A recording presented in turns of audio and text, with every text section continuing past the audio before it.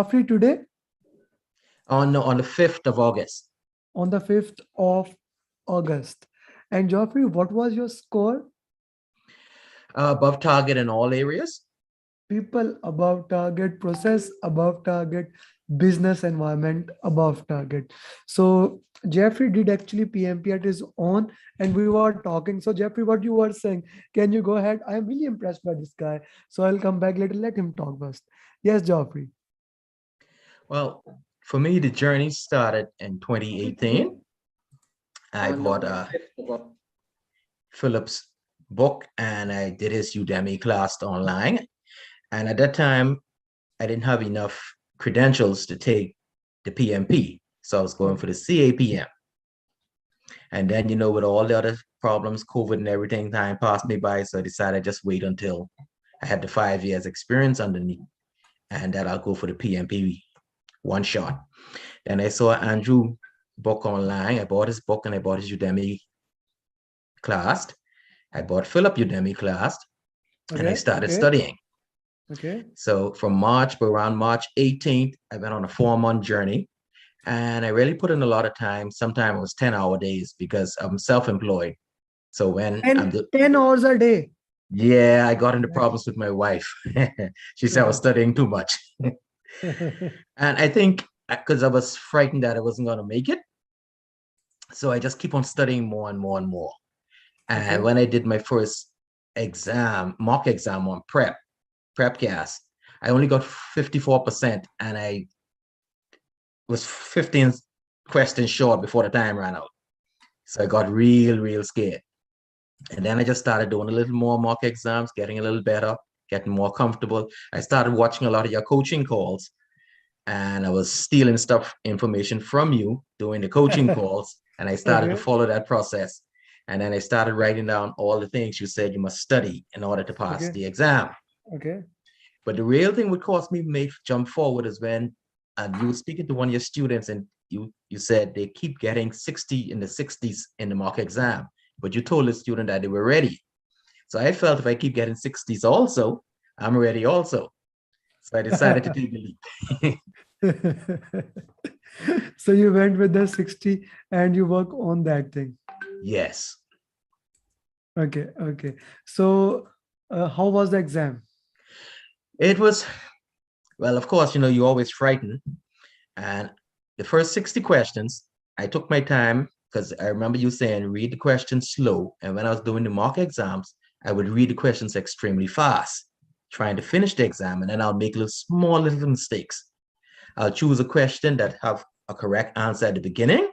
And at the back of this answer, at the answer, it was incorrect. And I would always only just read the beginning of the answers and choose that one quickly. And so I was getting them wrong. And I remember you said, take your time, read the questions. And then I started to work like that. So for the first 60 questions, I did really good. And the second 60 questions. How much time you took? I think I took at least like about 80 something minutes in the 80s. And I remember you said, I think I saw something you were saying, the first set of questions you do 90, then 70, then 70. But in the second 60 questions, I really went over the time. And at the last 60 questions, I only had 67 minutes. So I started to panic a little bit and started to answer the questions extremely fast. And I was scared of that because then, anytime I answer the stuff extremely fast, I always make mistakes. But I managed to get through it. Okay, so first 60, then second 60, how much time you took? I think I took about a little over close to 80 minutes, I'm sure, something like that, because it only left me with about 67 minutes for the last 60 questions. 67 minutes for the last 60 questions. 60 questions, right? Yeah. And I panicked. I got real scared. Okay, you got panicked. Now, this is something to be panicked since the time you had was very less time and you need more focused on that.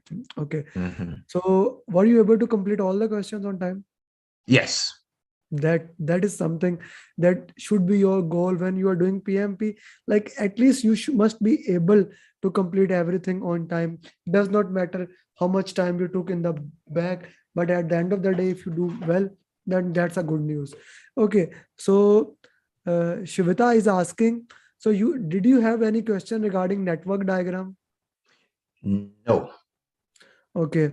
So questions about cost and formulas in cost. no.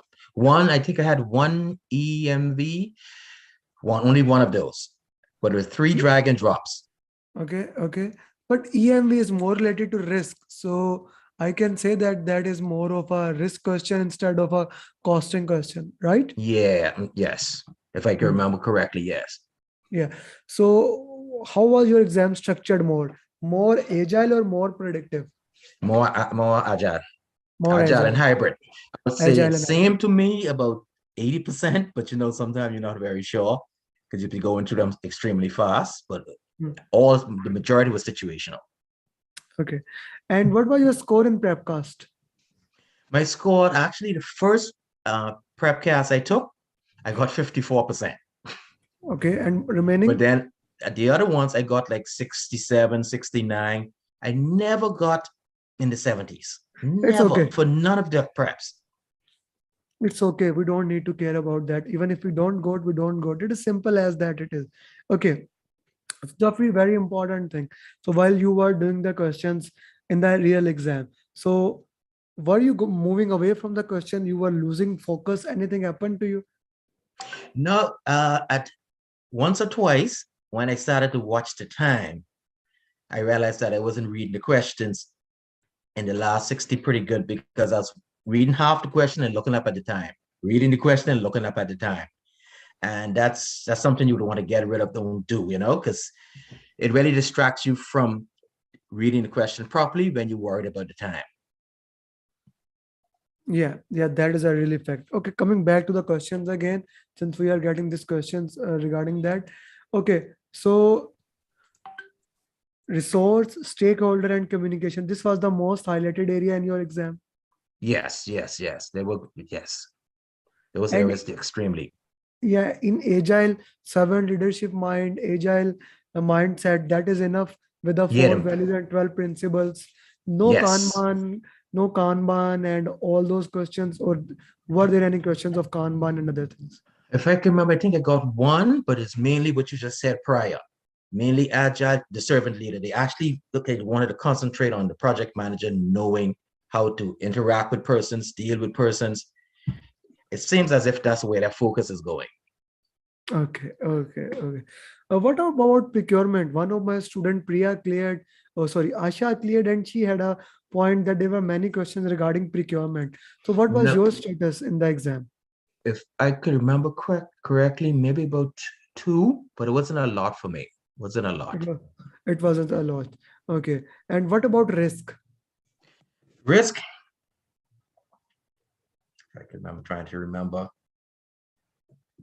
I think I had about three. Three questions. Yeah, Okay. I believe about three. I believe. Okay. Okay. Thank you. Thank you. Okay. And any graph questions where you can select the question, hotspot questions? One hotspot. One or was that easy?